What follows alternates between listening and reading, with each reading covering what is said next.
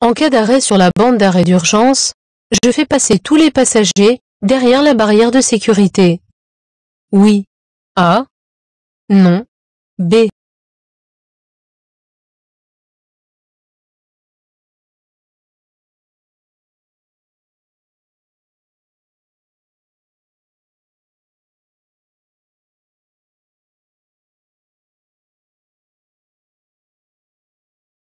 La bande d'arrêt d'urgence permet de s'arrêter hors de la chaussée, uniquement en cas de nécessité absolue.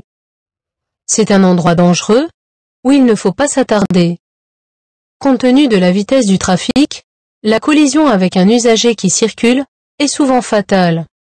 Pour la sécurité de mes passagers, je les invite à sortir du véhicule et à se mettre à l'abri, derrière la glissière de sécurité. La présence d'une trousse de premier secours dans le véhicule est conseillée. A. Obligatoire. B.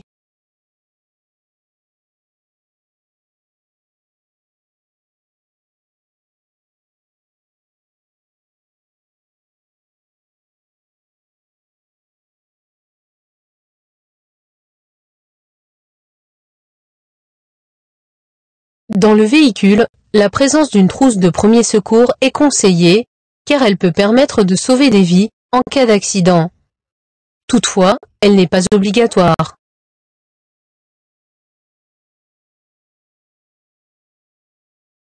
Je m'engage.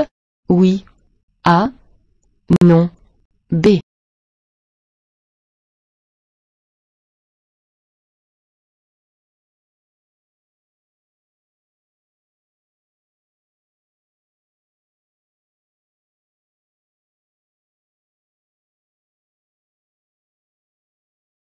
La voiture qui vient de droite rencontre un cédé le passage, mais un agent règle la circulation.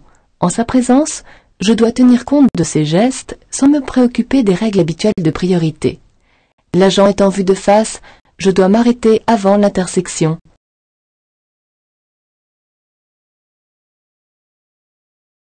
Ce type de panneau lumineux peut donner des indications sur l'état de la circulation. Oui. A. Non. B. La température extérieure. Oui. C. Non. D.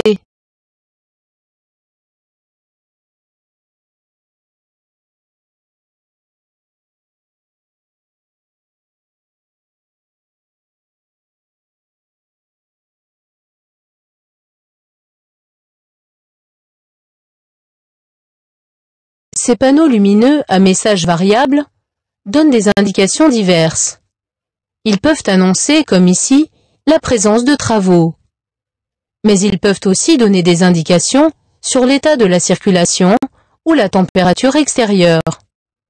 Ils informent les usagers de l'autoroute de tous les événements qui peuvent survenir en temps réel. Ils diffusent aussi des messages de prévention.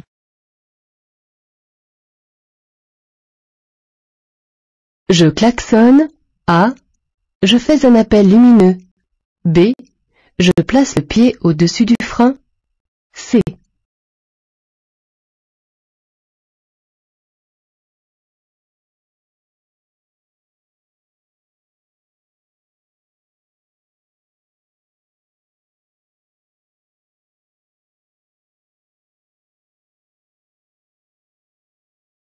Je circule en agglomération et j'aborde une intersection sans signalisation. Je dois me préparer à céder le passage à un véhicule qui viendrait éventuellement de droite. Comme je n'ai aucune visibilité, je place le pied au-dessus du frein afin d'être prêt à m'arrêter si nécessaire. Ici, il ne s'agit pas d'une situation de danger immédiat, je ne klaxonne pas. Enfin, je n'ai aucune raison de faire un appel lumineux. De jour, il ne serait pas perçu par un usager venant de droite. Tractant une caravane, je veux tourner dès que possible à gauche. J'emprunterai la voie la plus à gauche. Oui. A. Non. B.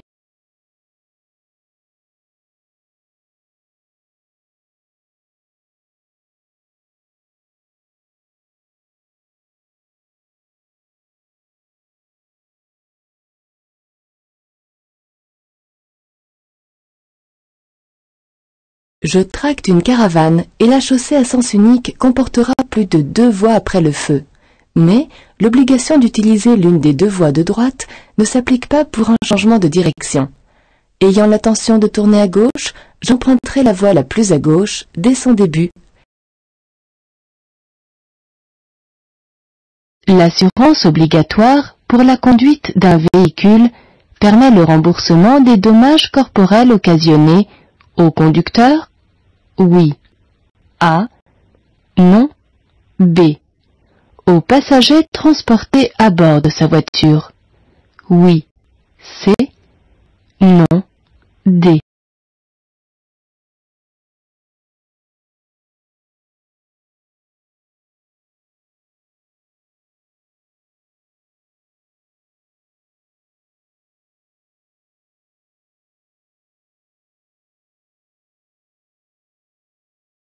L'assurance obligatoire pour la conduite d'une voiture est la responsabilité civile. Elle garantit les dommages matériels et corporels que le véhicule de l'assuré pourrait causer au tiers. Le conducteur du véhicule assuré n'est pas considéré comme un tiers. Sa garantie responsabilité civile ne le remboursera pas des dommages que lui-même ou son véhicule pourrait subir. En revanche, les passagers transportés sont considérés comme des tiers. Les dommages qu'ils pourraient subir seront remboursés par l'assurance. Des bagages très lourds rangés dans le coffre peuvent augmenter la résistance à l'air? Oui. A. Non. B. La consommation de carburant? Oui. C. Non. D.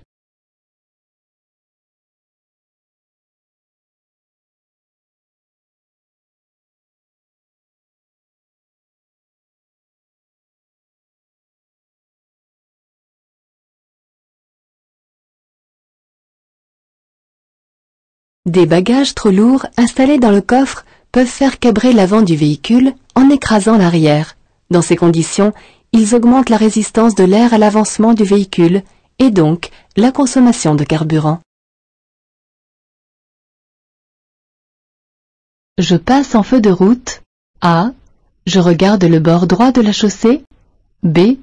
Je ralentis. C. Je serre à droite. D.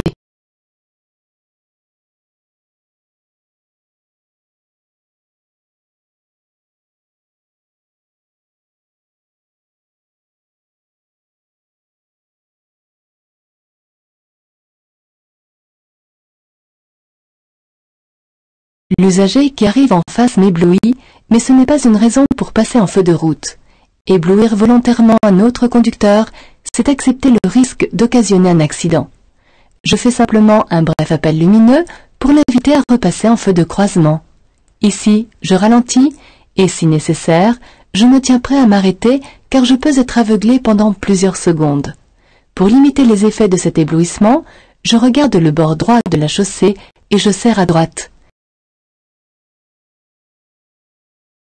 Le taux d'émanation de CO2 apparaît sur la carte grise, oui, A, non, B. Le carnet d'entretien du véhicule, oui, C, non, D.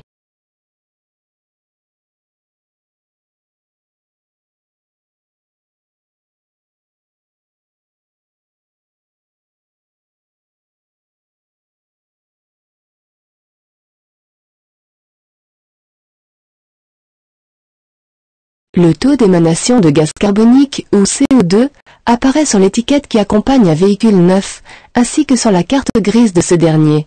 En revanche, il ne figure pas sur le carnet d'entretien.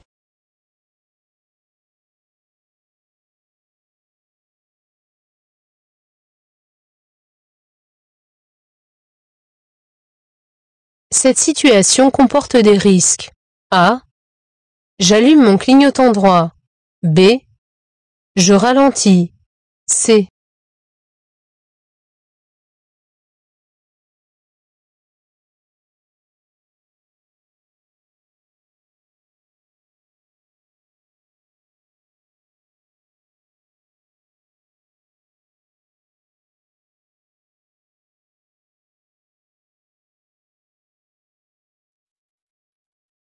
Le conducteur de la voiture en sens inverse n'a pas la place pour dépasser les cyclistes sans danger. Mais rien ne garantit qu'il ne va pas le faire. Cette situation comporte donc des risques. Je n'ai aucune raison d'allumer le clignotant droit. Ce signal pourrait être perçu par l'automobiliste comme une invitation à dépasser. Face à cette situation dangereuse, je dois ralentir.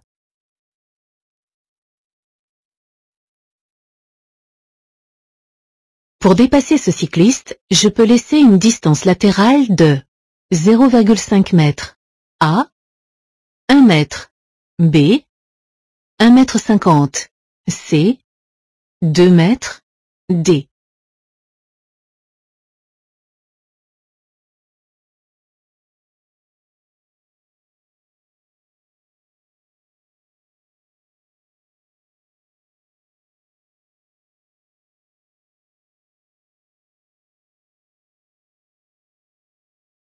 Un cycliste est un usager très vulnérable, car n'étant pas protégé par une carrosserie, il est directement exposé au choc. De plus, il risque de faire des écarts de trajectoire. En agglomération, pour les prévoir, je dois m'écarter latéralement d'1 mètre au moins. Mais rien ne m'interdit de faire un écart plus important, comme 1,50 m ou 2 mètres. Cette distance latérale serait d'1,50 m minimum si je roulais hors agglomération. J'entre sur une autoroute? Oui. A. Non.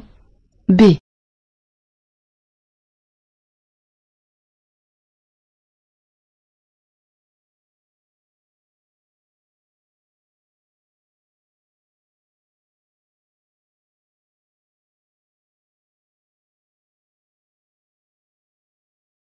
La signalisation annonce une autoroute à 500 mètres. À cette distance, je pourrais continuer sur cette route ou emprunter l'échangeur numéro 11 qui permet de rejoindre l'autoroute A75. Si j'entrais dès maintenant sur l'autoroute, le signal ne serait pas complété par un panonceau de distance. Je peux ouvrir immédiatement la portière pour quitter le véhicule. Oui. A. Non. B.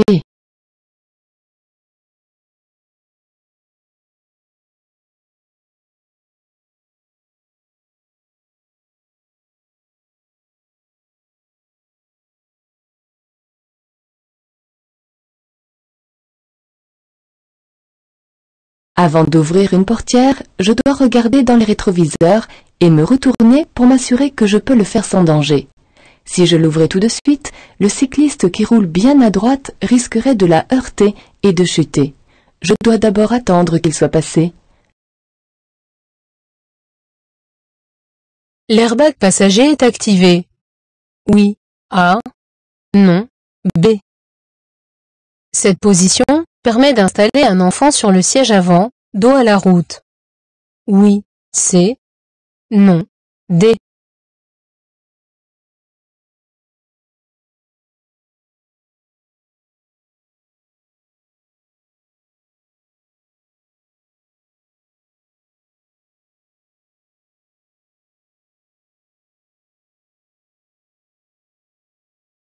En position on, l'airbag passager est activé. Si j'installe un enfant sur un siège dos à la route, à l'avant du véhicule, je dois le régler sur la position off pour le désactiver. En effet, en cas de choc, le déclenchement de l'airbag pourrait le blesser mortellement. La consommation de carburant peut être augmentée par un filtre à air encrassé? Oui. A. Non. B.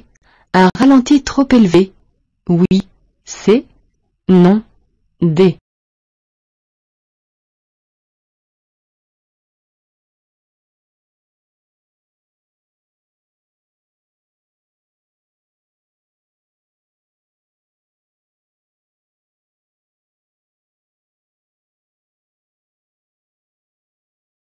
Un encrassement du filtre à air entraîne une surconsommation de carburant d'environ 3%. Il s'encrasse beaucoup plus vite dans les agglomérations et endroits poussiéreux. Un ralenti trop élevé augmente également la consommation, car le moteur tourne à un régime plus important. Pour faire des économies, je confie régulièrement le véhicule à mon garagiste afin qu'il soit bien entretenu. La profondeur minimale des sculptures d'un pneumatique est de 1 mm, A, 1,6 mm, B, 2 mm, C, 2,4 mm, D.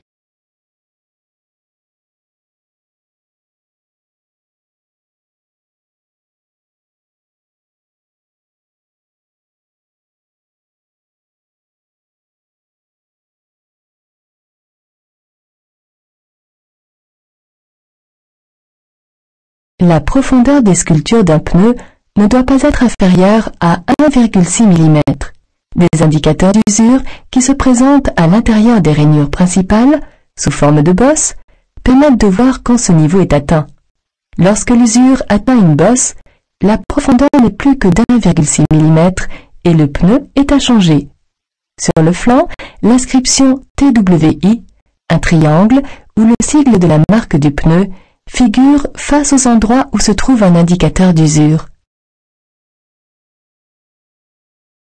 Je ralentis, oui. A, non. B.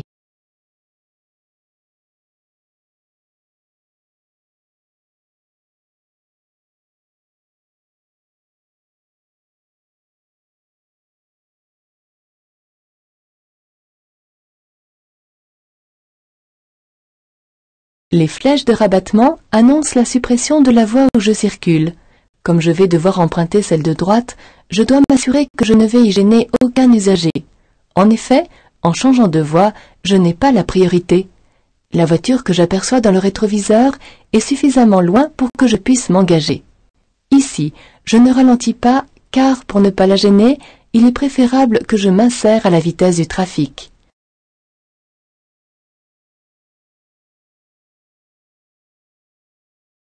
Immédiatement à droite, le long du mur, je peux stationner? Oui. A. Non. B. M'arrêter? Oui. C. Non. D.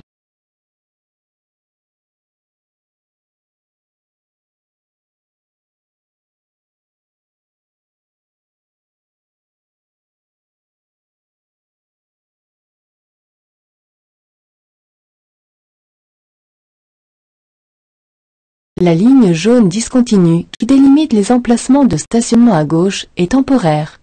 Comme sa signification est la même que si elle était blanche, je peux stationner ou m'arrêter immédiatement à droite, le long du mur, dans l'emplacement.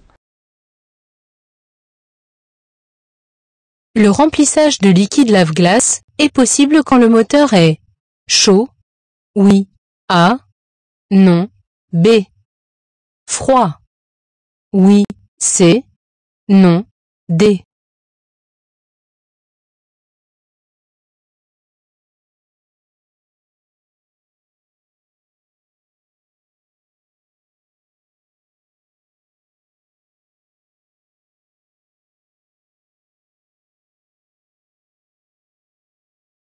Contrairement au liquide de refroidissement, le liquide lave-glace ne chauffe pas quand le moteur fonctionne. Je peux donc remplir le réservoir de lave-glace, aussi bien quand le moteur est chaud que lorsqu'il est froid.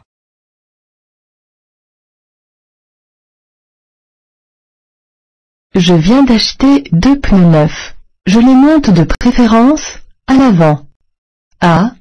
À l'arrière. B.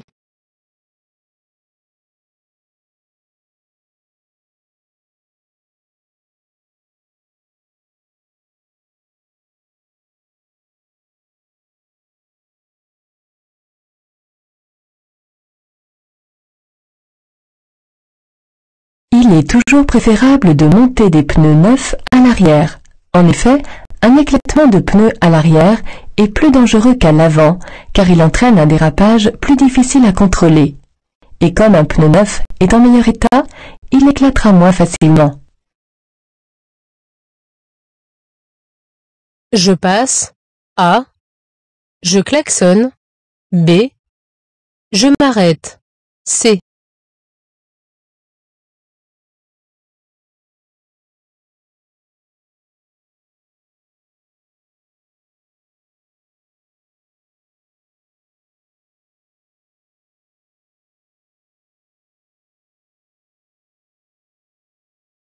La camionnette s'apprête à quitter son stationnement. Elle doit auparavant me céder le passage. Parallèle à la chaussée, son conducteur me voit dans son rétroviseur gauche. Je passe, tout en surveillant son intention. En agglomération, l'usage de l'avertisseur sonore est interdit, sauf en cas de danger immédiat. Ce n'est pas le cas ici, je ne klaxonne pas. Je cède le passage. Oui. A. Non. B.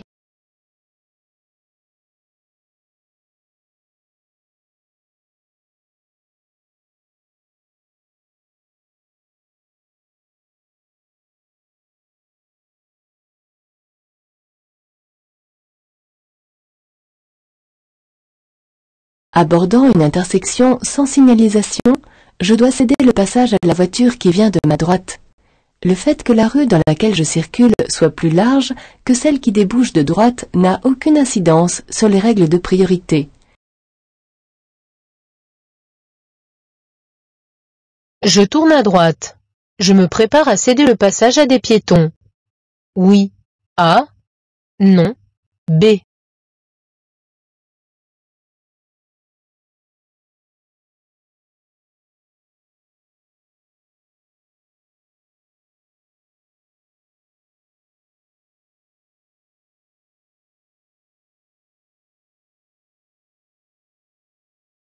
Comme le feu est vert, je m'engage. Je ne cède le passage ni aux usagers des bouchons de gauche ou de droite, ni aux éventuels piétons qui pourraient traverser sur le passage devant moi. Mais comme je tourne à droite, je dois me préparer à céder le passage aux piétons qui pourraient traverser la chaussée transversale, car ces derniers rencontreraient aussi le feu vert. L'alcool rend plus sensible à l'éblouissement. A. Donne l'impression que le véhicule accélère mieux. B. Incite à rouler moins vite. C. Fausse l'appréciation des distances. D.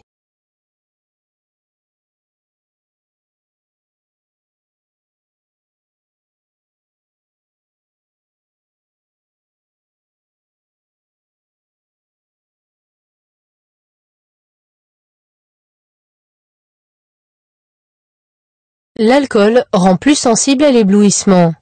La personne qui en a consommé mettra plus de temps à recouvrer sa capacité visuelle après avoir été ébloui. Le conducteur qui a absorbé de l'alcool a l'impression que le véhicule accélère mieux, mais cette impression, loin de l'assagir, va l'inciter à accélérer davantage.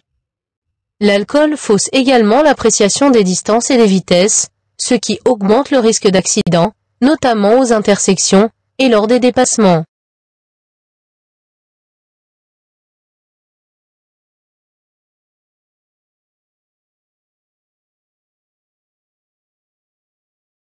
Ce piéton a la priorité. Oui. A. Non. B. Je lui fais signe de traverser. Oui. C. Non. D.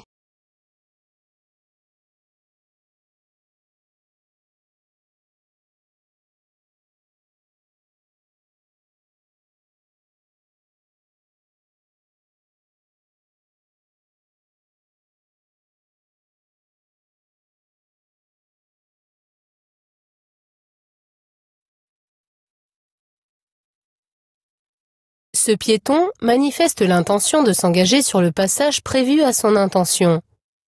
Il a donc la priorité. Néanmoins, avant de prendre la décision de lui faire signe de passer, je dois m'assurer qu'il pourra traverser sans danger. En effet, il risque de considérer ce signe comme un acquis de sécurité. Dans le rétroviseur intérieur, j'aperçois une voiture en train de me dépasser. Son conducteur n'a pas vu le piéton ou n'y prête pas attention. Je ne suis pas certain non plus que le piéton ait vu cette voiture. Dans ce cas, lui faire signe de passer serait le mettre en danger. Je m'en abstiens. Je viens de croiser une vache isolée. Je fais un appel lumineux. Oui. A. Non. B. Un geste de la main. Oui. C. Non. D.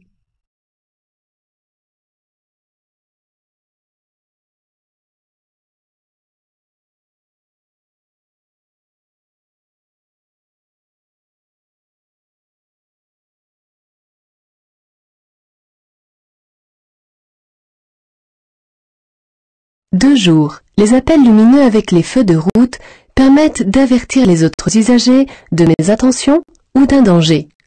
La présence d'une vache échappée d'un champ constitue un danger et un risque d'accident pour le conducteur que je croise. Pour l'en avertir, je peux faire un appel lumineux avec les feux de route ou l'inviter à ralentir par un geste de la main. Ayant connaissance de ce danger, je préviens dès que possible la police afin qu'elle prenne les mesures nécessaires. Certains véhicules risquent de rester bloqués en franchissant la voie ferrée.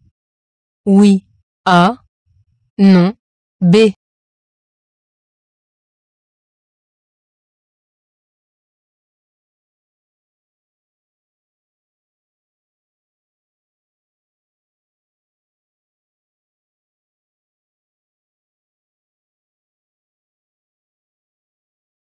À 100 mètres, je vais franchir un passage à niveau.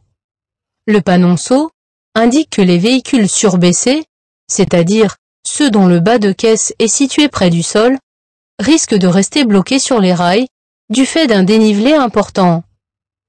Pour éviter de se trouver dans cette situation extrêmement dangereuse, ces véhicules devront la franchir à vitesse très réduite. Je circule en feu de route. Oui. A. Non. B.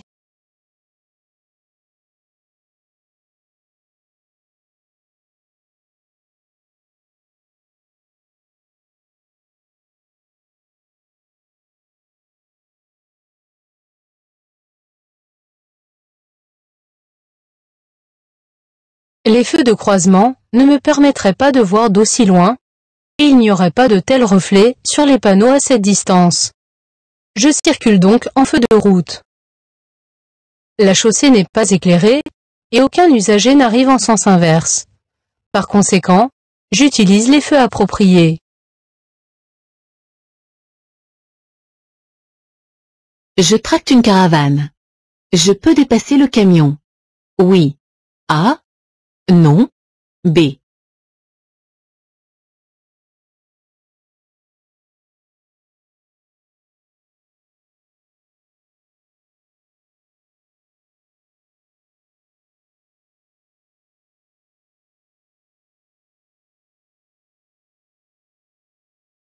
Tractant une caravane et roulant à vitesse réduite, je suis sur la voie pour véhicules lents, obligatoire pour les usagers qui ne circulent pas à plus de 60 km/h. Pour dépasser, j'ai le droit d'emprunter momentanément la voie de circulation située à ma gauche. Je peux donc dépasser le camion. Auparavant, je regarde dans le rétroviseur extérieur et en vision directe afin d'être certain de ne gêner aucun usager. Des places de stationnement, réservées aux véhicules destinés à l'autopartage, peuvent être indiquées par la signalisation. Numéro 1, A. Numéro 2, B. Numéro 3, C. Numéro 4, D.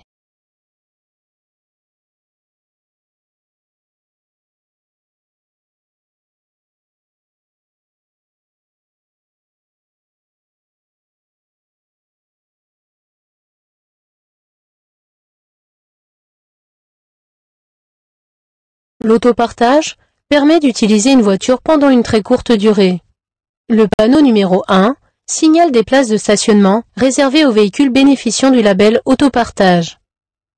Le panonceau numéro 3 précise que l'arrêt, réservé aux véhicules destinés à l'autopartage, est interdit aux autres usagers. La signalisation numéro 4 indique un parking où des places sont réservées aux véhicules destinés à l'autopartage.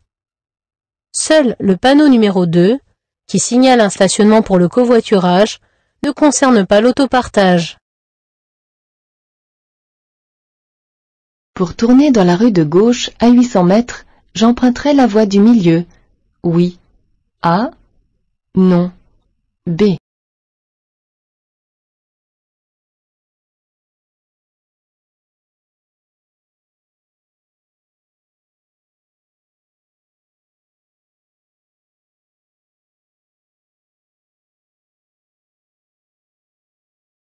Le panneau indique que, pour tourner dans la rue de gauche qui est à 800 mètres, je devrais utiliser une bretelle de contournement, ce qui m'évitera un placement dangereux sur la voie centrale de cette route fréquentée.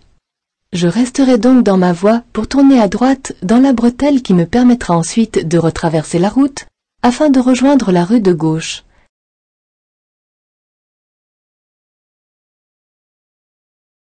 Je peux rouler à 70 km/h, A, 90 km/h, B. Je peux circuler en feu de position seul, C, en feu de route, D.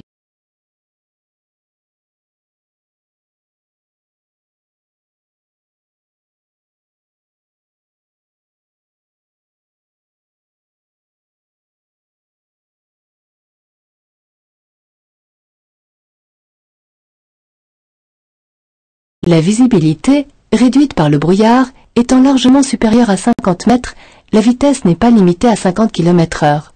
Je circule sur une route à chaussée séparée où la vitesse est limitée à 90 km/h à cet endroit. Je peux donc rouler à 70 km/h, à 90, mais pas plus vite. Je ne dois pas circuler avec les seuls feux de position, car mon véhicule ne serait pas suffisamment visible. Je n'allume pas non plus les feux de route, ils sont inutiles de jour et risquent d'éblouir les autres usagers. Le verglas peut se former quand la température est inférieure à 0 degré. Oui. A. Non. B. Quand il pleut après une période de gel. Oui. C. Non. D.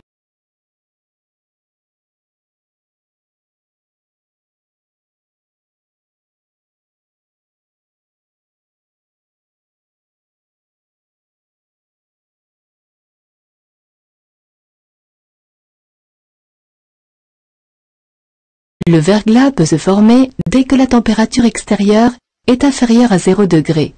Mais, lorsqu'il pleut après une période de gel, les gouttes tombées sur un sol froid gèlent instantanément à son contact, transformant ainsi la route en patinoire. Ce phénomène peut avoir lieu même si la température extérieure est supérieure à 0 degré.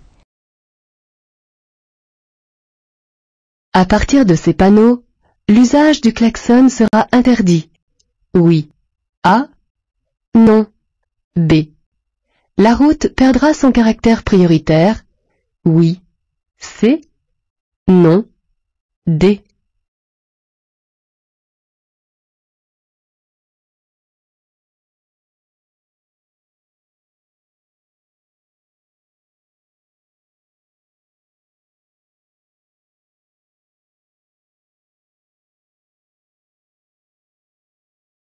J'entre dans une agglomération. À partir de ces panneaux, l'usage du klaxon sera donc interdit, sauf en cas de danger immédiat. Le signal en forme de losange barré m'informe que la route perd son caractère prioritaire. Les jeunes conducteurs de cyclomoteurs sont susceptibles de commettre plus souvent des infractions. Oui. A. Non. B. Ont une longue expérience de la route. Oui. C. Non. D.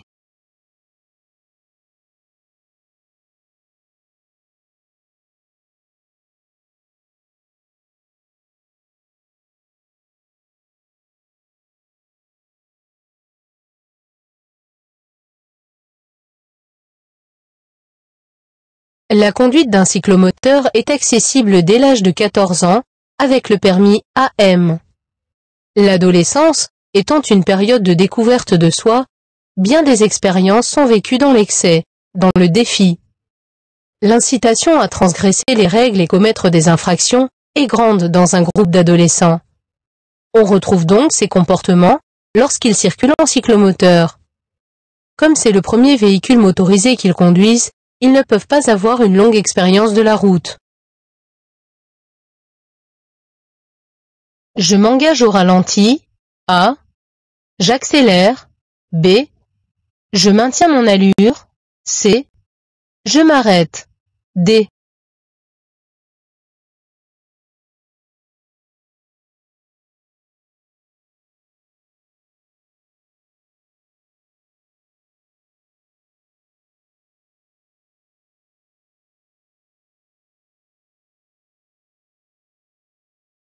Le feu jaune fixe s'allume pendant 3 à 5 secondes avant de passer au rouge. Il impose l'arrêt, sauf si les conditions ne permettent pas de m'arrêter en sécurité. Le sol est sec, aucun usager ne me suit de près, et je me trouve encore à plusieurs mètres du feu. Toutes les conditions de sécurité étant réunies, je dois m'arrêter. Le premier signal annonce un passage de cavalier pouvant déboucher de gauche uniquement, A, de droite uniquement, B, de gauche ou de droite, C.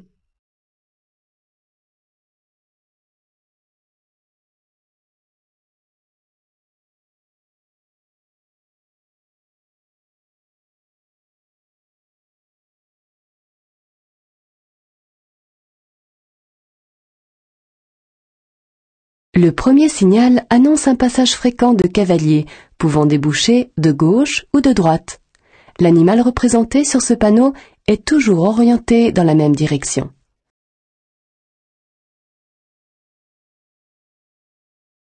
Pour être bien installé et bien voir, je règle les rétroviseurs avant de régler le siège et le dossier, A.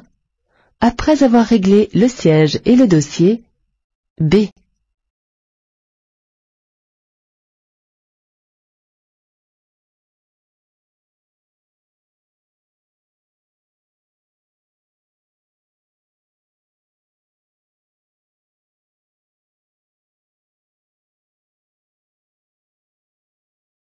Les rétroviseurs sont réglés en fonction de l'installation. Par conséquent, pour être bien installé et bien voir, je les règle après le siège et le dossier. Après ce panneau, je pourrais stationner sans payer? Oui. A. Non. B. Sans mettre de disque? Oui. C. Non. D.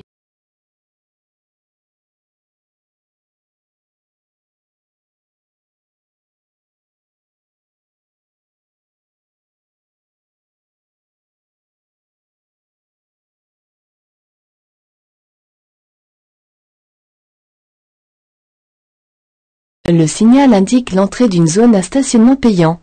Si je stationne après ce panneau, je devrais donc payer en introduisant une somme dans un horodateur qui me délivrera un ticket en échange. Sur ce ticket, que j'appose côté trottoir derrière le pare-brise, l'heure limite est indiquée. Le stationnement étant payant, je n'ai pas à mettre de disque.